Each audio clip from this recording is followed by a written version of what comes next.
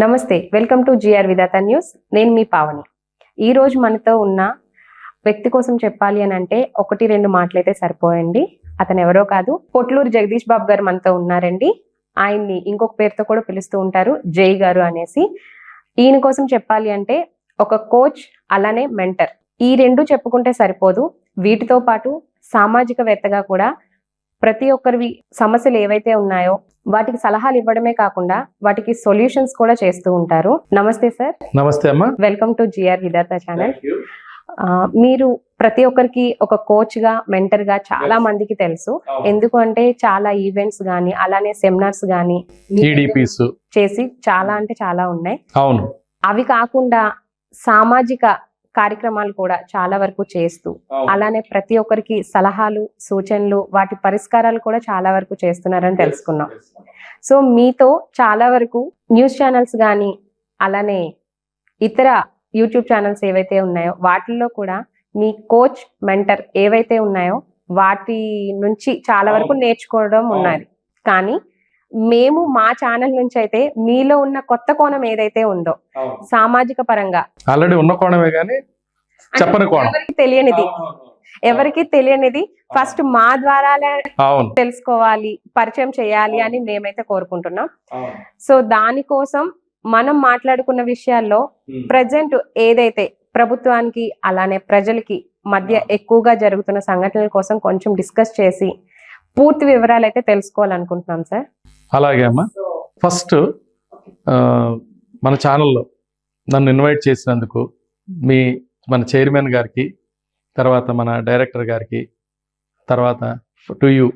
So నన్ను invite చేసి ఇవాళ మాతో మాట్లాడించడం, సో నాలో ఉన్న ఈ కొత్త అంశాన్ని మన చైర్మన్ గారు దీన్ని, రమేష్ గారు దీన్ని ఐడెంటిఫై చేసి, సార్ ఎందుకు మీరు ఒక మంచి సబ్జెక్ట్స్ మాకు ఇవ్వకూడదు అని చెప్పడం వల్ల ఒక బిజినెస్ కోచ్గా, మెంటర్గా నేను ఎన్నో సెమినార్లు టీవీ ఛానల్స్లో ఇస్తూ, సో వేల మంది, లక్షల మంది నా ఇంటర్వ్యూస్ చూసి కానీ, లేకపోతే నా డైరెక్ట్గా ప్రత్యక్షంగా వేల మంది నా సెమినార్స్ని అటెండ్ అవ్వటం, వీడియోస్ ద్వారా లక్షల్లో నా సెమినార్స్ని, నా కంటెంట్ని చూడటం, సో అదొక సాటిస్ఫాక్షన్. సో దీంతోపాటు ఈరోజు మనం ఈ సబ్జెక్ట్ మీరు చెప్తున్న ఏంటంటే సామాజిక అంశాల మీద ఏంటంటే పరిష్కారాలు, ఈవెన్ ప్రభుత్వం కానీ, కొన్ని రంగాల సంస్థల పెద్దలు కానీ, నేను చాలా సైలెంట్గా, అంటే ఒక ప్రాబ్లం వచ్చినప్పుడు ఏంటంటే దాని గురించి నేను ఎక్కడెక్కడో టీవీలో మాట్లాడటం ఇట్లా కాకుండా దాని సొల్యూషన్ తయారు చేసుకుని ఒక సొల్యూషన్ని ప్రాక్టికబుల్, యాక్షనబుల్, ఎగ్జిక్యూటబుల్, ఎఫర్డబుల్, ఇది నా యొక్క బెంచ్ మార్క్. అది బిజినెస్లో ఇవ్వని, సమాజానికి ఉపయోగపడే అంశాల మీద ఇవ్వని, ప్రాక్టికల్గా ఉంటుంది, ఎగ్జిక్యూటబుల్గా ఉంటుంది, యాక్షనబుల్గా ఉంటుంది, ఈజీగా ఉంటుంది, ఎఫర్డబుల్గా కూడా ఉంటుంది. అది దేనికైనా నా బేస్ అదనమాట. సో దాని ఆధారంగా చేసుకుని నేను ఎన్నో సంస్థల మీద అధ్యయనం చేయడం జరిగింది. మన చైర్మన్ గారితో అదే డిస్కస్ చేశాను. చాలా సమస్యలు, నేను ఇంకోటి ఏంటంటే నేను ఆలోచించే ఏ సమస్యకి నేను పరిష్కారం ఆలోచించని ప్రతి ఒక్క స్టేక్ హోల్డర్ని దృష్టిలో పెట్టుకుని ఆలోచిస్తాను నేను. అంటే జనరల్గా ఎక్కువ మంది మన టీవీలో మాట్లాడే వాళ్ళు కానీ మీరు చూస్తే ఏదో ఒక కోణం, ఏదో ఒక పక్షాన మాట్లాడుతూ ఉంటారు. సో నా స్పెషాలిటీ ఏంటంటే నేను ఒక పక్షం కాదు, న్యాయం పక్షం, సరైన సొల్యూషన్ పక్షంలో ఉంటాను నేను. ఆ సొల్యూషన్ వచ్చినప్పుడు ఏమవుతుందంటే అందరికీ సమన్యాయం జరుగుతుంది. ఏదో సామెత ఉంటది కదా సార్, కర్ర ఎరగకూడదు, పాము చావకూడదు అన్నట్టు. ఇది చాలా చక్కగా కూడదు, అలా అని కఠినంగా లేకుండా ప్యారలల్ గా అలా తీసుకెళ్తూ ఉంటుంది. సొల్యూషన్ కూడా రావాలి. చెప్పండి. సో ఇది మనం సొల్యూషన్ లేని క్వశ్చన్స్ చాలా వరకు ఉండిపోయే, ఎటువంటి ఫైనల్ అనేది ఉండదు. బట్ ఒక సొల్యూషన్ మా ముందు ఉంది అని అంటే this is the good opportunity. మాకే కాదు, మా వ్యూవర్స్ కి గా ఉంటదని అయితే కోరుకుంటున్నాం. ఫస్ట్ ఆఫ్ ఆల్ ఏంటి అని అంటే సార్, ప్రభుత్వం ఏవైతే భూముల్ని స్వాధీనం చేసుకుంటుంది అని అంటారు, అసలు దేనికోసం, దాని రీజన్ ఏంటి? ఓకే, యాక్చువల్లీ స్వాధీనం అనే వర్డ్ కన్నా దీనిలో ఏంటంటే పాలిష్డ్ వర్డ్స్ ఉన్నాయి. సేకరణ, సమీకరణ. సేకరణ అంటేనేమో ఒక రకమైన స్వాధీనమే. అంటే ప్రభుత్వం ఒక ఇండస్ట్రియల్ ఎస్టేట్ కోసం కావచ్చు, అంటే ప్రజలకు ఉపయోగపడే ఇవన్నీ ప్రభుత్వాలు తీసుకున్నాయి. అంటే ప్రభుత్వం ఏ పని చేస్తున్నా ప్రజలకు ఏదో ఒక మంచి చేయాలని, అది ఏ పార్టీ అధికారంలో ఉన్నా వాళ్ళు సరే చేసే పని విధానంలో తేడాలు ఉంటాయి, పద్ధతులు తేడాలు ఉంటాయి, కొంచెం ఎక్కువ తక్కువ ఉంటాయి. కానీ ప్రభుత్వంలో ఎవరికి వచ్చినా కూడాను ప్రజలకు ఏదో మంచి చేయాలని ప్రభుత్వం ఉన్నదే అంతకే, ప్రజల కోసం ప్రజల చేత పాలించబడే ప్రభుత్వాలే కదా ఇవి.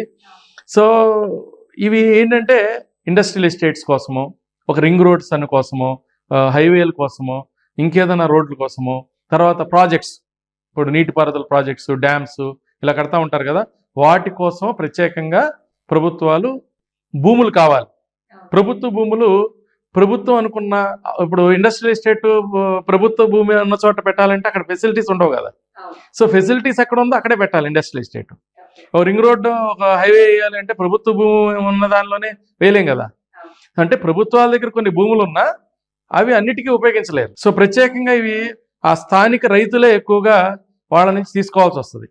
సో 2 రకాలు ఉన్నాయన్నమాట, సేకరణ, సమీకరణ. సేకరణ అంటే ఇదే నోటీస్ ఇచ్చేసేసి, ఇప్పుడు మనం లగడచర్ల ఇట్లా కొన్ని చోట్ల మనం ఉన్నాం కదా, అవి సేకరణ. అది ఓకే, అంటే ఒక నోటిఫికేషన్ ఇస్తుంది గవర్నమెంట్, ఇన్ని ఎకరాలు మీరు ఇచ్చేసేసేయండి, మీకు కాంపన్సేషన్ అంటే ఏదైతే కాంపన్సేషన్ ఉంటుందో ఆ కాంపన్సేషన్ ఉంటుంది. తర్వాత ఇంకే కొన్ని ఫెసిలిటీస్ కూడా ఇస్తూ ఉంటారు. సమీకరణ అంటే ఇప్పుడు మనకి చంద్రబాబు నాయుడు గారు ఇప్పుడు మనకి అమరావతిలో ఏదైతే చేశారో అది సమీకరణ. అంటే 30,000 33,000 ఎకరాలని ఆ రైతుల దగ్గర నుంచి సేకరించి వాళ్ళకి, ఈవెన్ మన హైదరాబాద్ లో కూడా ఇప్పుడు HMDA ప్రాజెక్ట్స్ ఉన్నాయి కదా, అవి సమీకరణ. అంటే ఒక 50 ఎకరాలు 100 ఎకరాలు తీసుకుంటారు, ఆ 100 ఎకరాలని HMDA ప్లాట్స్ గాను ఇంకోటి డివైడ్ చేసినప్పుడు రైతులకి, భూమి ఇచ్చిన రైతులకి ఏంటంటే ఒక పర్సంటేజ్ ఇచ్చేస్తారు. ఓకే, 30%, 40%, ఏదో ఒక పర్సంటేజ్. సో రైతులకి ఏమవుతుందంటే వాల్యూ పెరుగుతుంది. అంటే వాళ్ళు గవర్నమెంట్ సమీకరణ చేసి ఆ భూమిని అభివృద్ధి చేసిన తర్వాత దాని వాల్యూ పెరుగుతుంది అనమాట రైతులకి.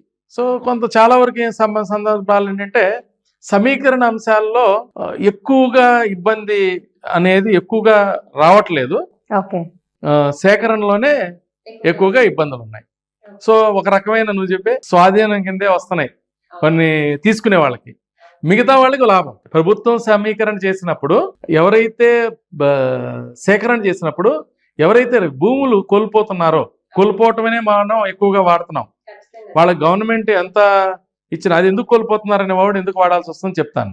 భూములను స్వాధీనం చేసుకోవడానికి గల ముఖ్య ఉద్దేశం ఏంటంటారు? ఇందాక ఏదైతే చెప్పారు కదా, గవర్నమెంట్ కి కూడా కొన్ని ల్యాండ్స్ ఉన్నాయి. అవును, గవర్నమెంట్ అండర్ లో కూడా చాలా వరకు ల్యాండ్స్ ఉంటాయి. ఇప్పుడు ఒక ఫ్యాక్టరీ వచ్చింది అనుకోండి, లైక్ పబ్లిక్ ఉన్న దగ్గర కొన్ని ఫ్యాక్టరీస్ పెట్టడానికి అవ్వదు. దాని వల్ల మనకి పొల్యూషన్ ఎక్కువ వస్తుంది, వాటర్ కూడా చాలా వరకు పొల్యూషన్ అయ్యి ప్రజలకు చాలా ఇబ్బందులు జరుగుతున్నాయి. అలాంటి వాటికి కూడా మనకి అప్రూవల్స్ వస్తున్నాయి. ఎందుకు? గవర్నమెంట్ ది కాకుండా పబ్లిక్ దగ్గరే వీళ్ళు ల్యాండ్ తీసుకున్నారు. అలాంటప్పుడు గవర్నమెంట్ ఎక్కడో దూరంగా ఉంటుంది కదా సార్, ఇలాంటి కంపెనీస్ అక్కడ ఎందుకు వాళ్ళు పెట్టాలి అని అనుకోవడం లేదు. అదేనమ్మా, ఇప్పుడు చాలా గవర్నమెంట్ భూముల్లో ఎక్కడైతే దూరంగా ఉన్న భూముల్లో పెడితే నీళ్లుగా, ఇప్పుడు ఒక ఇండస్ట్రీ నడవాలనుకో ఏమేం కావాలి? నీళ్లు కావాలి కదా. సో అక్కడ వాటర్ సోర్సెస్ ఉండాలి, తర్వాత ట్రాన్స్పోర్ట్ ఫెసిలిటీ ఉండాలి కదా, తర్వాత చేసిన ఉత్పత్తి మార్కెట్ చేసేదానికి ఈజీఎస్ ఉండాలి కదా, దానికి తోడు స్కిల్డ్ ఎంప్లాయీస్. ఇప్పుడు లేబర్ చిన్న డైలీ వాళ్ళు అయితే ఆ విలేజెస్ వాళ్ళ నుంచి దొరుకుతారు. కానీ ఇప్పుడు ఒక మంచి ఎంప్లాయీస్, ఒక టెక్నికల్ ఎంప్లాయీస్ కానీ ఇంకో వీళ్ళు దొరకాలనుకో, వాళ్ళు ఏంటంటే వాళ్ళ పిల్లలకి ఎడ్యుకేషన్ కానీ ఇంకో పరంగా కానీ, వాళ్ళ ఫెసిలిటీస్ కానీ, హెల్త్ కానీ ఇంకో పరంగా వాళ్ళు కొంచెం easiest way transport facility nearest ఒక టౌన్ సిటీ ఉండాలి. అలా ఉంటేనే వాళ్ళు అక్కడ వెళ్ళి ఉండగలుగుతారు. అంటే గవర్నమెంట్ భూమి ఉంది కదా అని చెప్పేసి ఇండస్ట్రియలిస్ట్ ఎక్కడో తక్కువ కాస్ట్లో వచ్చింది కొనుక్కుందామని చెప్పేసి పెట్టేసి అక్కడ పెడితే ఎన్నో సమస్యలు, చివరికి లోకల్ వాళ్ళకి ఏమైనా ఉపాధి కలగచ్చేమో కానీ ఆ వ్యాపారస్తునికి కుదరదు. తర్వాత ఆ వ్యాపారాన్ని నమ్ముకుని ఆ ఇండస్ట్రీలో పనిచేసే చాలా మంది అన్కంఫర్ట్ అవుతూ ఉంటారు. అందువల్ల ఇవన్నీ కూడా ఏంటంటే ప్రభుత్వాలు కానీ ఇండస్ట్రియల్ ఎస్టేట్ కానీ పెట్టేటప్పుడు ఏంటంటే అన్ని రకాల కొంచెం ఫెసిలిటీస్. అప్పుడు ఏమవుతుందంటే ఏమవుతుంది, ఒక పర్టికులర్ ఏరియాని ఎన్నుకున్నప్పుడు ఒక 1000 ఎకరాలు కావాలనుకో, అక్కడ ఉన్న రైతులు భూములే తీసుకోవాల్సి వస్తుంది. ఈ రైతుల భూములు తీసుకోవటం వల్ల చాలా సమస్యలు. ఆ రైతుల భూములే ఎక్కువగా, అంటే రైతుల దగ్గర ఉండేది ఆబ్వియస్లీ మన పంట పొలాలు ఇవే ఎక్కువగా ఉంటాయి. సో దాని వల్ల పంట దిగుబడి ఏదైతే ఉందో అది చాలా వరకు ఇది అవుతుంది. ఇప్పుడు ప్రెసెంట్ ఉన్న సిచ్యువేషన్ లో అయితే కెమికల్ లేని ఫుడ్ తినాలి, ఆరోగ్యమైన ఫుడ్ తినాలి అని అంటే చాలా వరకు ఇబ్బందులు. వన్ ఆఫ్ ది రీజన్ ఇది కూడా అవ్వచ్చు. దాన్ని అరికట్టడానికి ఏమైనా సొల్యూషన్స్ ఉంటాయా సార్ అసలు? యాక్చువల్లీ ఏంటంటే మనం ఏంటంటే ఈ రోజు దాన్ని అదొక పెద్ద సబ్జెక్ట్ అన్నమాట. ఒక రోజు మాట్లాడదాం. ఏదైతే రియల్ ఎస్టేట్ డెవలపర్స్ 1000 ఎకరాలు 1,00,000 ఎకరాలు అవసరాన్ని మించి ప్లాట్లు వేయటం వల్ల భూములు రైతులు అక్కడ సమీకరణ రూపంలో వాళ్ళకి డబ్బులు వస్తున్నాయి. రైతులు అక్కడ కొంతవరకు హ్యాపీగానే ఉంటున్నారు. ఏది రియల్ ఎస్టేట్ ఎవరైతే చేస్తున్నారో వెంచర్స్ వేయటం వల్ల వాళ్ళకి మంచి అమౌంట్ వస్తూ ఉంటాయి. డెవలప్మెంట్కి ఇచ్చినా వస్తాయి డబ్బులు, అమ్మేసుకున్నా డబ్బులు వస్తూ ఉంటాయి. బట్ ఏమవుతుందంటే పండే ఫలాలు ఈ ప్లాట్లుగా మారిపోవటం వల్ల జరిగే సమస్యల మీద వాళ్ళు ఒకసారి మాట్లాడదాం. ఇక్కడ మనం ప్రిసైజ్ గా ఏమవుతున్నామంటే పంట గురించి ఎక్కువ మాట్లాడే కన్నా ఓకే సమాజానికి పంటలు పోతున్నాయి, బట్ పంటలు పోయినా కూడా ఏమవుతుందంటే వేరే రకంగా గవర్నమెంట్కి ఆదాయం వస్తుంది, చాలా మందికి ఉపాధి కలుగుతుంది, జిఎస్టీ వస్తుంది, మన రాష్ట్రానికి ఎన్నో రకాల సౌకర్యాలు వస్తున్నాయి. సో ఆదాయం పెరుగుతుంది. దాన్ని బట్టి ఇప్పుడు ఏమవుతుందంటే నిజంగా ఈ డబ్బులు వచ్చినప్పుడు గవర్నమెంట్ ప్రాజెక్టుల మీద డబ్బులు పెట్టి ప్రాజెక్టులు కట్టగలుగుద్ది. సో నీళ్లు పారుదల ఎక్కడైతే నీళ్లు పారట్లేదో అక్కడికి నీళ్లు వెళ్ళగలిగినప్పుడు ఏదైతే బీడి ముమ్ములుగా ఉన్నాయి అవి వస్తున్నాయి, రన్నింగ్లోకి వస్తున్నాయి. అట్లా ఇక్కడ కొన్ని డబ్బులు కొన్ని ల్యాండ్లు పోయినా 4-5 రెట్లు 10 రెట్లు సాగులోకి వస్తున్నాయి, ఉపయోగం జరుగుతుంది. అంటే ఈ సబ్జెక్ట్లో సో మనం అందుకని ఏంటంటే ఆ అంశం మీద తక్కువ పెట్టి నేను స్పష్టంగా ఏం చెప్తున్నానంటే ఒక భూమి ఫర్ ఎగ్జాంపుల్ ఇప్పుడు ఒక కామారెడ్డి మాస్టర్ ప్లాన్ అని అన్నప్పుడు కొంతమంది రైతులు ఫీల్ అయ్యారు. అక్కడ ఏం ఫీల్ అయ్యారంటే రింగ్ రోడ్డు కోసం సేకరణ అవుతుంది. రింగ్ రోడ్డు కోసం సేకరణ చేసినప్పుడు ఎవరికి కూడా ఇప్పుడు జంపల్గా ఒక ఇండస్ట్రియల్ ఎస్టేట్ కోసం సేకరణ చేశారనుకో ఏమవుతుందంటే ఉద్యోగం ఇస్తామనో ఇంకేదో చెప్తారు, ఒక ఇంటికి ఒక ఉద్యోగము. ఈవెన్ ఇండస్ట్రియల్ ఎస్టేట్లో ఉద్యోగం ఇచ్చినా కూడా ప్రాబ్లం ఉంది. జనరల్ ప్రాబ్లం చెప్తాను నేను. ఇండస్ట్రియల్ ఎస్టేట్కి తీసుకొని ప్రాజెక్టుకి తీసుకొని ఒక రింగ్ రోడ్డుకి తీసుకొని జనరల్గా రైతులు చేసే ప్రాబ్లం ఏంటంటే ఒక ఫర్ ఎగ్జాంపుల్ మార్కెట్ వాల్యూ ఒక 30 లక్షలు ఉందనుకో, రైతుకి సేకరణ కన్నా ముందు 30 లక్షలు ఉంది, గవర్నమెంట్ వాల్యూ 5 లక్షలు 6 లక్షలే ఉంటుంది. సో గవర్నమెంట్ ఏదైతే 2013 చట్టాలు తీసుకొచ్చిన దాని ప్రకారం చట్టాల ప్రకారం ఏంటంటే 4 times ప్రభుత్వం వాల్యూ రిజిస్ట్రేషన్ వాల్యూ 4 times ని ఇవ్వాలి. ఇంకా మనం నెక్స్ట్ ఎపిసోడ్లో దాని మీద చాలా చట్ట ప్రకారం వెళ్దాం. ఇప్పుడు ఏంటంటే నేను ఆ చట్టాల జోలికి ఎక్కువ నేను డిస్కషన్ చేయను. సో ఎంత ఇచ్చినా గవర్నమెంట్ ఎంత ఇచ్చినా మార్కెట్ వాల్యూ కన్నా తక్కువే వస్తుంది, తక్కువే వస్తుంది కదా. సరే వచ్చింది అనుకుందాం, మార్కెట్ వాల్యూ ఎంత ఉందో ప్రభుత్వం సేకరణ చట్టం ప్రకారం కూడా రాష్ట్ర ప్రభుత్వం కేంద్ర ప్రభుత్వాలు నిర్ణయించిన చట్టాల ప్రకారం ఈక్వలెంట్ వచ్చింది అనుకుందాం. ఈ ప్రాజెక్ట్ డిక్లేర్ చేసేసి ల్యాండ్ తీసేసుకున్న మరుక్షణం సపోజ్ ఒక ఔటర్ రింగ్ రోడ్డుకి ఒక 1000 ఎకరాలు తీసేసుకున్న మరుక్షణమే చుట్టుపక్కల ఒక 10,000 ఎకరాలు 20,000 ఎకరాల భూములకి రెక్కలు వచ్చేస్తాయి. 30 లక్షల రూపాయలు ఉన్నది వల్ల ఎకరం 50 లక్షలు 80 లక్షలు కోటి రూపాయలకి వెళ్ళిపోద్ది. కొన్ని అయితే ఫేసింగ్ ఆ రింగ్ రోడ్ ఫేసింగ్ అయితే 2 కోట్లు కూడా వెళ్ళిపోద్ది. 30 లక్షలు ఎక్కడ 2 కోట్లు ఎక్కడ. ఇప్పుడు ఈ రైతు ఈ డబ్బు వచ్చేటప్పుడు కొంచెం టైం పట్టుద్దా డిక్లరేషన్ కి దీనికి. ఇతను ఎకరం మళ్ళీ ఒక 4 ఎకరాలు పోయినాయి అనుకుందాం. ఈ 4 ఎకరాలు మళ్ళీ అతను జనరల్ గా రైతు మెంటాలిటీ ఎలా ఉంటుందంటే ఎక్కువ శాతం భూమి వాళ్ళు ఎక్కడన్నా భూమి అమ్మితే మళ్ళీ భూమే కొంటారు. వెరీ ఫ్యూ పీపుల్ ఏంటంటే దాన్ని ఖర్చు పెట్టేసుకుంటారు. అదే అలా కూడా ఫ్యూ పీపుల్ కాదు, ఇప్పుడు ఎక్కువైపోయింది. ఇప్పుడు మీకు న్యాయపరంగా డబ్బులు రాకపోతే ఏమవుతుందంటే 30 లక్షలు వచ్చేసింది, ఒక ఎకరమే ఉంది, గబాలను దానికి అతను కొనాలని పక్కకి వెళ్ళాడు అనుకో 80 లక్షలు కోటి రూపాయలు అంటాడు. అతను అక్కడ కొనలేడు. రైతుకి వెంటనే కావాలి, ఆ ఊళ్ళోనూ ఆ పక్కనే కావాలి. ఇతనుకున్న 30 లక్షలతో ఒక 20 కిలోమీటర్లు 30 కిలోమీటర్లు ఇంకా చాలా దూరంలో కానీ రాదు. అక్కడికి వెళ్ళి ఇతను వ్యవసాయం చేయలేడు. అక్కడ వెళ్ళి కొనలేక ఏమవుద్దంటే ఇక్కడే ఏదన్నా వ్యాపారంలో పెట్టుబడి పెడదామా అలా ఆలోచించి డబ్బులు పెట్టుకుంటామంటే రోజువారీ ఇది గడ్డివాములో గడ్డి వీటిలాగా మోపుల్లాగా ఇక డిజపేర్ అయిపోతూ ఉంటాయి. ఫంక్షన్స్ అని అవని ఇవన్నీ చివరికి ఏమైపోతుందంటే పేరుకి గవర్నమెంట్ ఈక్వలెంట్ ఇచ్చినట్టు కనపడుతున్నా కూడా 4 ఎకరాలు ఉంది, 1,20 లక్షలు వచ్చినాయి, అవి తెలియకుండానే డైల్యూట్ అయిపోతూ ఉంటాయి రకరకాల ఖర్చులకి. వాటికి అతను వెళ్ళి కొనలేడు. 1 ఎకరమే వస్తుంది ఒకవేళ కొనాలనుకుంటే, అందువల్ల అక్కడ కొనలేడు. దూరం వెళ్ళడం ఆలోచించే లోపల అయిపోతూ ఉంటాయి. కొంతమంది వెళ్ళి దూరం వెళ్ళి కొంటారు. ఇతను వెళ్ళి వ్యవసాయం చేయగలట దూరం వెళ్ళి అక్కడ చేయలేడు కదా, అక్కడ ఎవరికో ఇవ్వాలి. సో ఇవన్నీ సమస్యల వల్ల ఏమైపోతున్నాయి అంటే చాలా మంది రైతులకి మేము ఇచ్చాం కదా అని గవర్నమెంట్స్ అనొచ్చు ఇంకోటి అనొచ్చు కానీ ఎన్నో రకాలుగా బాధలు పడుతున్నారు. సో ఎందుకు మరి ఇప్పుడు ఫర్ ఎగ్జాంపుల్ ఔటర్ రింగ్ రోడ్డుకి వాళ్ళు ఎందుకు ఇదవుతున్నారంటే వాళ్ళకి జాబు అని రాదు. ఔటర్ రింగ్ రోడ్లో జాబ్ ఏమొస్తుంది, ఇండస్ట్రీ అంటే ఏదన్నా వస్తుంది, డబ్బులు అయిపోతున్నాయి. ఇంకోటి ఇండస్ట్రియల్ ఎస్టేట్ లో ల్యాండ్లు ఇచ్చిన దానికి ఇండస్ట్రియల్ ఎస్టేట్ లో పెరిగేదానికన్నా సపోజ్ 3-4 టైమ్స్ పెరిగింది అనుకో, ఇండస్ట్రియల్ ఎస్టేట్ ఒక చోట ఇస్తే 2 టైమ్స్ పెరగచ్చు, 3 టైమ్స్ పెరగచ్చు. 30 లక్షలు వస్తూ ఇండస్ట్రియల్ ఎస్టేట్ పెట్టినాక కూడా మహా అయితే 90 లక్షలే ఉంటది. వేరే ఈ రింగ్ రోడ్డు లాంటి వాటిలో ఉన్న ప్రాబ్లం ఏంటి చెప్పనా, 4-5 టైమ్స్ పెరిగిపోతాయి. సో 1000 ఎకరాలు రైతులు ఇచ్చిన రైతులేమో కొవ్వెత్తిలాగా కరిగిపోయి పాపం దానిలో నలిగిపోయి వాళ్ళు బాధపడుతూ ఉంటే, ఈ పక్కనున్న రైతులు ఎవరికైతే ఉన్నాయో 10,000 ఎకరాలు, 20 ఎకరాలు, ఇంకా చాలా ఎకరాలు ఒక జోన్లో వాళ్ళకి వెల్త్ క్రియేట్ అవుతుంది. అప్పుడు వీళ్ళు ఎలా ఫీల్ అవుతారంటే మేము నాశనం అయిపోయాము, మాకు ఇబ్బంది పడుతున్నాము, అది కూడా కంపేర్ చేసుకుంటారు. ఒకటి భూమి పోయింది, రేటు తక్కువ వచ్చింది, సెకండ్ థింగ్ కొనలేకపోతున్నాము, ఇవేమో ఖర్చులు అయిపోతున్నాయి. వీటికన్నా తోటి రైతులు కానీ భూములు ఇవ్వని రైతులు ఎవరైతే ఉన్నారో వాళ్ళు చక్కగా ఎంజాయ్ చేస్తూ వాళ్ళ రేటు వాల్యూ పెరుగుతూ, కొంతమంది అమ్ముకుంటారు, అమ్ముకోకపోయినా కూడా వాల్యూయే కదా. సో ఇంత వాళ్ళ వర్త్ పెరిగేటప్పటికి వీళ్ళకి ఆవేదన, వాళ్ళ డబ్బులు వాళ్ళ సొంత భూములకు ఇబ్బంది పడుతూ వేరే వాళ్ళు ఎంజాయ్ చేస్తున్నారనేది కూడా ఆవేదన ఉంటుంది. మేము కోల్పోతే మళ్ళీ ఎట్ ద సేమ్ టైము ఎంతో మంది ఆ రోడ్డు అమ్మడి తిరుగుతూ ఉంటారుగా. ఈ రైతులే కాదు, లాభపడేది ఎవరు? ఆ రోడ్డు వేయటం వల్ల లక్షల మంది ప్రయాణాలు చేస్తూ ఉంటారు.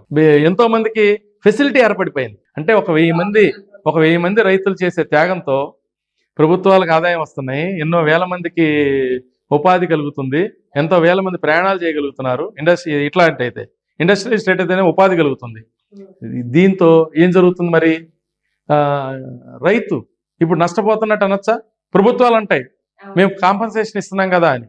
మరి ఇప్పుడు సమస్య మరి ఎందుకుని చాలా మంది ఏంటంటే సామాన్యులకు తెలియదు, ఇస్తున్నారు కదా. సామాన్య ప్రజలు రైతు కాని వ్యక్తికి ఏంటంటే ఆ బాధ తెలియదు. భూమి ఇస్తున్నారు, వాళ్ళు డబ్బులు ఇస్తున్నారు. ఇండస్ట్రియల్ ఎస్టేట్ ఏమనుకుంటాడు, వాళ్ళకి ఏది కాంపన్సేషన్ వెళ్ళింది కదా, కావాలంటే ఒక జాబ్ పడేస్తాం కదా, ఏంటంత బాధపడాలి, అంత ఎందుకు గొడవ పడాలి, ఏరియా వీళ్ళు అడ్డుపడుతున్నారు. రైతులను వాళ్ళు ఏమనుకుంటారంటే వీళ్ళు సామాజికంగా ఒక మంచి పనులు మేము చేస్తుంటే ప్రభుత్వం అనుకోవచ్చు, ఈ రైతులు అనుకుంటారు, ఇండస్ట్రియలిస్టులు అనుకుంటారు. అక్కడ ఒక్కొక్కళ్ళకి ఒక్కొక్క అవసరం ఉంది. ప్రభుత్వం, నేను మళ్ళీ చెప్పాను, ప్రభుత్వానికి ఎటువంటి ఏది ఉండదు, అందరినీ సమపక్షం చూడాలి. బట్ ఏం జరుగుతుంది? సమపక్షం చూడాలంటే ప్రజలకు న్యాయం చేస్తున్నాం, ఇండస్ట్రియల్ ఎస్టేట్ న్యాయం జరుగుతుంది, మరి ఈ స్టేక్ హోల్డర్స్కి నష్టం జరుగుతుంది కదా. సో నేనేమంటానంటే ఒక వ్యవస్థలో ఏ పని చేసినా, ఇప్పుడు నేను అబ్జర్వ్ చేసింది, నేను ఈరోజు ఇవాళ మాట్లాడటానికి కానీ ఆలోచన ఏంటంటే, కొంతమందికి న్యాయం జరిగినప్పుడు కొంతమంది లాస్ అయిపోయి కొవ్వెత్తులా కరిగిపోయి మిగతా వాళ్ళంతా హ్యాపీగా ఉండటం, అది ఏ న్యాయం కిందకు వస్తుంది? అది ఎటువంటి న్యాయం జరుగుతుంది? నేనేమంటానంటే ఎట్లాగైతే మన న్యాయశాస్త్రంలో మనం చెప్తాం, ఒక 1000 మంది దోషులు తప్పించుకున్నా పర్లేదు, ఒక మంచివాడికి శిక్ష పడకూడదు అని మన భారతీయ న్యాయశాస్త్రం చెప్తుంది కదా. మరి ఇక్కడ ఇది ఏ రకమైన న్యాయం అవుతుంది? వాళ్ళు రైతులు బాధపడుతూ మనందరం రాష్ట్రానికి ఆదాయం వస్తుంది, దేశానికి ఆదాయం వస్తుంది. డెఫినెట్ గా మళ్ళీ చెప్తున్నా, నేను సేకరణ చేసిన 90-95% సందర్భాలలో మిగతా అందరికీ మంచే. ఒక ప్రాజెక్ట్ కడితే మంచే, రింగ్ రోడ్ వేస్తే మంచే. ఇదే బ్యాలెన్స్ చేయాలని ఇప్పుడు సమాజంలో మేధావులు రైతుల పక్షాన మాట్లాడేవాళ్ళు లేదు, అది ఇవ్వటానికి లేదు అని మొండికి వేసి కూర్చుంటారు. ఇటు ప్రభుత్వ పక్షాన్ని మాట్లాడేవాళ్ళు ఎందుకు ఇవ్వరు అంటారు. ఇండస్ట్రియల్ ఎస్టేట్లు మాకు కావాలి కదా, మేము ఎట్లా ఇండస్ట్రీలు కడతాం, మాకు ల్యాండ్లు ఇవ్వకుండా అని వాళ్ళు అంటారు. సామాన్య ప్రజలకు ఏం కావాలి? ఫెసిలిటీస్ కావాలి, వాళ్ళకి అన్ని ఫెసిలిటీస్ కావాలి, జాబ్స్ కావాలి, అన్ని కావాలంటే ఈ డెవలప్మెంట్ జరగాలి కదా. డెవలప్మెంట్ జరగాలంటే భూములు ఎవరో ఒకళ్ళు ఇవ్వాలి కదా. ఇదంతా ఇంటర్ రిలేటెడ్ కదా. మరి ఇంత మిగతా వాళ్ళందరూ హ్యాపీగా ఉన్నప్పుడు అటో ఇటో వీళ్ళు ఎందుకు సఫర్ అవ్వాలి? వీళ్ళకు కూడా ఎందుకు న్యాయం జరగకూడదు? ఈరోజు మనం జిఆర్ విధాత ఛానల్లో నేను ఈ అంశాన్ని బయటికి తెద్దాం అనుకున్నది ఇదే. అవును సార్, రైతులకి అనుమతి లేకుండా ఇప్పుడు ఒక 1000 acres 2000 acres కావాలి. సో రైతుల అనుమతి లేకుండా భూమి అనేది స్వాధీనం చేసుకుంటాకి మన ప్రభుత్వాలకి అర్హత ఉంది. అంటే ఏంటంటే ఎలా అంటే ఒక అంశాన్ని చూపించాలి. ప్రభుత్వాలు ఏం చూపిస్తాయి అంటే ప్రజలకి ఉపయోగపడే అంశం. ఇప్పుడు మనకి బయట మన రోడ్స్ కూడా మనం చూస్తాం కదా, సిటీలో రోడ్డు వైడనింగ్ చేస్తారు కదా. రోడ్ వైడనింగ్ నేను ఉన్నది నాకు ఉపాధి కలుగుతుంది, నేను ఇక్కడి నుంచి ఎన్నో రోజుల నుంచున్నా, నా షాప్ కట్ అయిపోతే ఇబ్బంది అవుతుంది అని నేను ఇవ్వనంటే కుదరదు. 10 మంది ప్రజల కోసం అతను షాప్ వెళ్ళిపోయినా అతనికి కాంపన్సేషన్ ఏదో ఇస్తారు, దానికి ఏదో ప్యాకేజీలు ఉంటాయి, లేదంటే అతను వేరే చోట బిజినెస్ పెట్టుకోవటమే. ఒకసారి రోడ్ వైడనింగ్ ఉన్నప్పుడు చాలా వ్యాపారాలు దెబ్బతింటాయి. సో అట్లాగే ఈ రైతుల సమీకరణ సేకరణ కూడా సమీకరణ నేను చెప్పాను, సమీకరణలో చాలా మంచి అంశాలు ఉంటాయి.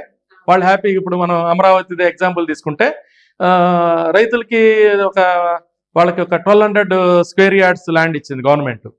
1200 స్క్వేర్ యార్డ్స్ మధ్యలో కొంచెం గ్రోత్ తగ్గినా ఇప్పుడు వాళ్ళు ఈ సమీకరణ కన్నా ముందు 10 లక్షలు 20 లక్షలు, అక్కడ ఎకరం 20 లక్షలు.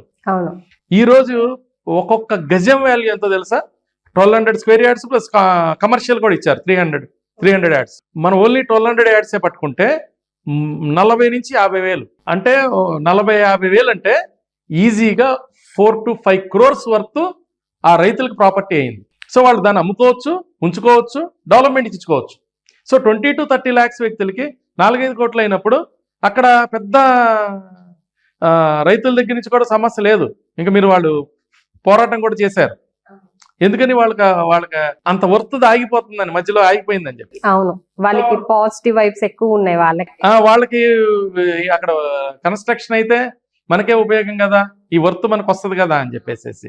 అంతేగాని ఎవరు కూడా మేము సమీకరణ చేసాము, మీరు గవర్నమెంట్కి మేము 1000 ఎకరాలు ఇచ్చాము, మాకు లాస్ అయిపోయింది, ఇబ్బంది పడుతున్నామని వాళ్ళు ఎక్కడా కూడా అనుకోలేదు. ఎందుకంటే అది అక్కడ డెవలప్మెంట్ జరిగితే వాళ్ళకి ఇచ్చిన వాటా పెరుగుతుంది కాబట్టి. సో సమీకరణలో కూడా ఇబ్బందులు ఉంటాయి, అది వేరేసారి డిస్కస్ చేద్దాము. స్వాధీనంలోనే ఎక్కువ సమస్యలు ఉన్నాయి. ఒకవేళ సమీకరణలో కూడా ఒక్కొక్కసారి ఏమవుతుందంటే మధ్యవర్తులు వెళ్ళి వీళ్ళని రెచ్చగొట్టేసేసి, ఇప్పుడు కొన్ని చోట్ల ఇప్పుడు మనకి ఫార్మా సిటీ ల్యాండ్ అని చెప్పినప్పుడు కానీ, 4th సిటీ ల్యాండ్స్ అని చెప్పినప్పుడు కానీ, అక్కడ కూడా ఏమవుతుందంటే రైతులకి అవగాహన, నిజంగా రైతుల ప్రాబ్లం ఉంది, బట్ సామాజిక అంశాలని చెప్పేసి ఎవరైతే తీసుకుంటారో వాళ్ళు ఒక ప్రభుత్వాలని మాత్రమే, ఏ ప్రభుత్వం అధికారంలో ఉంటే ఆ ప్రభుత్వాన్ని ఇంకొక వ్యక్తులు, ఇంకో పార్టీ వాళ్ళు క్వశ్చన్ చేయటము, ఇంకోటి చేయటము, ఆ సమస్యని పెద్ద చేయటము, అంటే రాజకీయ అంశాలుగా ఇలా చేసేస్తూ ఉంటారు. రాజకీయ అంశాలు చేసేయటం వల్ల ఏమవుతుందంటే ఈ రైతులు కన్ఫ్యూజ్ అవుతుంటారు, ప్రజలు కన్ఫ్యూజ్ అవుతుంటారు, ఆ ప్రాజెక్ట్ మంచిది కాదేమో అనుకుంటా ఉంటారు. ప్రభుత్వాలు కూడా అట్లాగే, ప్రభుత్వాలు కూడా ఫుల్ స్క్రిప్ట్ ఇవ్వట్లేదు. ఇప్పుడు మేము అమరావతి ఎగ్జాంపుల్ ఏదో ఒక స్క్రిప్ట్ అన్న ఇచ్చారు, ఇది ఇక్కడ వస్తుంది, ఇది ఇక్కడ వస్తుంది, ఇక్కడ వస్తుంది, 5 ఏళ్లలో ఇది అవుతుంది, 10 ఏళ్ళు ఇది అవుతుంది. ఇప్పుడు మనకి ఫార్మాసిటీ సబ్జెక్టులు ఏంటంటే ఒక డీటెయిల్డ్ స్క్రిప్ట్ మార్కెట్లోకి కొంత ఇచ్చారు, ఇంకా డీటెయిల్డ్గా ఇక ఈ 5-10 ఏళ్లలో ఇంత పాపులేషన్ రాబోతున్నారు, ఇలా రాబోతున్నారు, ఇలా ఏ విధంగా సామాజిక అంశాలు, ఆ డీటెయిల్డ్ స్క్రిప్ట్ ఎప్పుడైతే ప్రభుత్వాలు ఇస్తాయో, దాని ప్రకారం చేస్తాయో, బయట స్టేక్ హోల్డర్స్కి ఒక క్లారిటీ వస్తుంది. బయట స్టేక్ హోల్డర్స్ క్లారిటీ వచ్చినప్పుడు మిగతా వాళ్ళందరూ క్లారిటీ వచ్చింది అనుకో, ఇండస్ట్రియల్ స్టేట్కి, ప్రజలకి, రాజకీయ పక్షాలకి వచ్చిందనుకో, సమీకరణలో వాళ్ళు ఈ రైతుల్ని కన్విన్స్ చేయగలుగుతారు. ఇప్పుడు ఏమైందంటే క్లారిటీ ఇవ్వకపోవటం వల్ల, నేను ఇందాక చెప్పాను, సేకరణలో అయితే అసలు 100% రైతు నష్టపోతున్నాడు. అసలు దీనిలో ఎవరు ఎలాంటి మేధావులు వచ్చి మాట్లాడినా కూడా నేను సమాధానం చెప్పగలుగుతాను. నేను సేకరణలో నష్టపోతున్నారు, ఆ నష్టపోయే రైతుకి న్యాయం జరగటానికి నా దగ్గర కొన్ని పరిష్కారాలు ఉన్నాయి. సమీకరణలో నష్టపోయేది తక్కువ అయినా వీళ్ళు సరిగ్గా చెప్పకపోవటం వల్ల సమీకరణ సబ్జెక్ట్ లో కూడా రైతులు ఇప్పుడు ముందుకెళ్ళట్లేదు, చాలా చోట్ల కన్ఫ్యూజన్స్ వల్ల, ప్రాపర్ క్లారిటీ అనేది లేదు.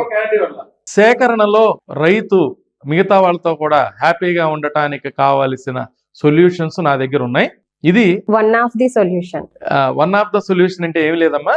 నేనేమనుకుంటున్నానంటే ప్రభుత్వంలోని పెద్దలు ఈ వీడియో లాంటిది కనుక చూడగలిగితే, ఎవరైనా ఈ ప్రోగ్రామ్ ని చూసిన సామాజికవేత్తలు కానీ, ప్రభుత్వ పెద్దలతో పరిచయాలు ఉన్న వాళ్ళు కానీ ఈ వీడియోని ప్రభుత్వ పెద్దల దగ్గర కనుక తీసుకెళ్ళగలిగితే, నేను ఒక మంచి సొల్యూషన్, ప్రభుత్వానికి రూపాయి ఖర్చు కాకుండా, ఇది చాలా చెప్తున్నా నేను ఇందాక చెప్పాను ఎఫర్డబుల్ సొల్యూషన్ ఇస్తానని, ప్రభుత్వానికి రూపాయి ఖర్చు కాకుండా, ఎవరికి నష్టపోకుండా, ఈ రైతులు చాలా హ్యాపీగా ఆనందంగా, ఇదిగోండి భూమి గవర్నమెంట్ డిక్లేర్ చేయగానే సపోజ్ వాళ్ళు 1000 ఎకరాలు ఇస్తామంటే పక్కన ఉన్న 3000 ఎకరాల వాళ్ళు కూడా మాది తీసుకోండి అని చెప్పేసి వచ్చేటటువంటి సొల్యూషన్, ఒక అద్భుతమైన సొల్యూషన్ నా దగ్గర ఉంది. కాకపోతే ఏంటంటే నేను ఇప్పటి వరకు నేను సామాజిక అంశాల్లో ఏంటంటే, నేను చెప్పాను కదా, నేను టీవీలో కనపడాలో కనపడాలో అని అనుకుని నేను ఎక్కువ చేయలేదు. ఎవరిని కలవాలో వాళ్ళని కలవటం. తెలంగాణ ఉద్యమం టైంలో కూడా నేను చెప్తాను నేను ఎవరిని కలిశాను, ఎలా కలిశాను. మన రేవంత్ రెడ్డి గారు చెప్పారు, జైపాల్ రెడ్డి గారు తెలంగాణ రావటంలో చాలా కీలకమైన పాత్ర వహించారని. జైపాల్ రెడ్డి గారు లాస్ట్ ఇంటర్వ్యూలో కూడా చేశారు. ఎంతమంది నమ్ముతారో నాకు తెలియదు కానీ జైపాల్ రెడ్డి గారు యొక్క పాత్ర వల్ల తెలంగాణ వచ్చిందనే నమ్మే వ్యక్తుల్లో నేను కూడా ఒకడిని. ఎందుకంటే ఎన్నోసార్లు ఆయనతో దీని మీద డిస్కస్ చేయటం, నేనేమన్నా అంటే నేను ఎప్పుడు కూడా ఎక్కడ కూడా ఫోకస్ అయ్యేదిగో నేను పలానా వాళ్ళతో నేను డిస్కస్ చేశాను, వెళ్ళాను, ఈ సొల్యూషన్ వాళ్ళకి ఇచ్చాను, వాళ్ళు చేశారు అని ఎక్కడ కూడా మీడియా దగ్గర కానీ బయటకి ఎవరిని కలవటం, సైలెంట్ గా వచ్చేయటం. ఎక్కడైనా సరే మీది మీడియా పరంగా గానీ సోషల్ ఏదైనా సరే మీరు ఒక కోచ్ గా ఆ విధంగా తెలుసు కానీ చాలా వరకు తెలుసు కానీ ఈ యాంగిల్ అనేది ఎవరికి అసలు, ఎందుకంటే నా ఉద్దేశం ఏంటంటే ఎందుకు చెప్పలేదు కూడా చెప్తాను. నేను కొన్ని ఇచ్చిన లైవ్ లో కూడా కొన్ని కవర్ అయినవి ఉన్నాయి. నేను ఎందుకు చెప్పలేదంటే నాకు సమస్య పరిష్కారం ఇంపార్టెంట్, బాధిత రైతులకి న్యాయం జరగటం ఇంపార్టెంట్, అందరం ఆనందంగా ఉంటే ఇంపార్టెంట్. జగదీష్ అనే వ్యక్తికి పేరు వచ్చిందా లేదా అని ఇంపార్టెంట్ కాదు. నేను ఎప్పుడైతే మీడియాలో ఎంత మంచి పరిష్కారం అయినా మన మీడియాలో ఎప్పుడైతే మనం ముందుకు వస్తామో అది డైల్యూట్ అయిపోతుంది. అవును, ఖచ్చితంగా పరిష్కారం. సో ఏమవుతుందంటే ప్రభుత్వ పెద్దల్లో ఉన్న వాళ్ళు ఏమవుతుందంటే ఇట్లా 10 మందితో ఏదో అంటారు కదా, నలుగురిలో పడిన పాము చావదని, అది అవదని. అది సో అట్లా ఏమవుతుందంటే ప్రభుత్వ పెద్దలకి ఏంటంటే ఎంత మంచి పరిష్కారమైనా అది పబ్లిక్ అయిపోయిన తర్వాత వాళ్ళు దాన్ని ఇంప్లిమెంట్ చేస్తే చాలా ఈగో ప్రాబ్లమ్స్ తర్వాత ఇంకొకటి ఆ వ్యక్తి ఏదో చెప్పాడు కాబట్టి మీరు అది చేశారా, ఆ వ్యక్తికి అనుగుణంగా చేశారా అని కూడా క్వశ్చన్ చేసేవాళ్ళు ఉంటారు. సో ఇవన్నీ ఏంటంటే వ్యక్తిగతంగానే వాళ్ళు దాని మీద స్పందించి కూర్చుని వాళ్ళు చేసి మన సలహా తీసుకుని చేశారు అనేది కూడా ప్రపంచానికి అవసరం లేదు. వాళ్ళు డిక్లేర్ చేయక్కర్లేదు, మనం డిక్లేర్ చేయక్కర్లేదు. ఇబ్బంది లేకపోతే వాళ్ళు డిక్లేర్ చేయొచ్చు కానీ మనం డిక్లేర్ చేయకూడదు. నాకు కావాల్సింది ఏంటి చెప్పనా, నాకు నాలెడ్జ్ ఉంది, తెలివితేటలు ఉన్నాయి, లేకపోతే నాకు సామాజికంగా చాలా అవగాహన ఉంది, నేనేదో మంచి చేద్దాం అనుకున్నా, న్యాయం చేద్దాం అనుకున్నా నేను చెప్పడం నాకు ఇంపార్టెంట్ కాదు. సమస్య పరిష్కారం కావాలి, అందరూ హ్యాపీగా ఉండాలి, అందులో ముఖ్యంగా అన్నదాత రైతు హ్యాపీగా ఉండాలి. సో ఐ థింక్ ఈ ఎపిసోడ్ లో వాళ్ళు హ్యాపీగా ఉంటే ఆబ్వియస్లీ అందరూ హ్యాపీగా ఆరోగ్యంగా కూడా ఉంటారు. సో మళ్ళీ మనం దీని మీద డిస్కస్ చేద్దామమ్మా. సో మీరు మంచి సబ్జెక్ట్ అడిగారు. నాకు తెలిసి ఏంటంటే కొంత మంచి కంటెంట్ మనం ఇచ్చాము. ఇంకా దీని మీద ఉన్న సాధక బాధకాలు ఇంకేదన్నా ఉంటే మళ్ళీ మనం దీని మీద మనం డిస్కస్ చేద్దాం. చూసారు కదండి ఈ రోజు వీడియో. ఈ వీడియో కనుక మీకు నచ్చినట్లయితే ప్లీజ్ షేర్ చేయండి, లైక్ చేయండి, అలానే సబ్స్క్రైబ్ చేయండి. Thank you so much.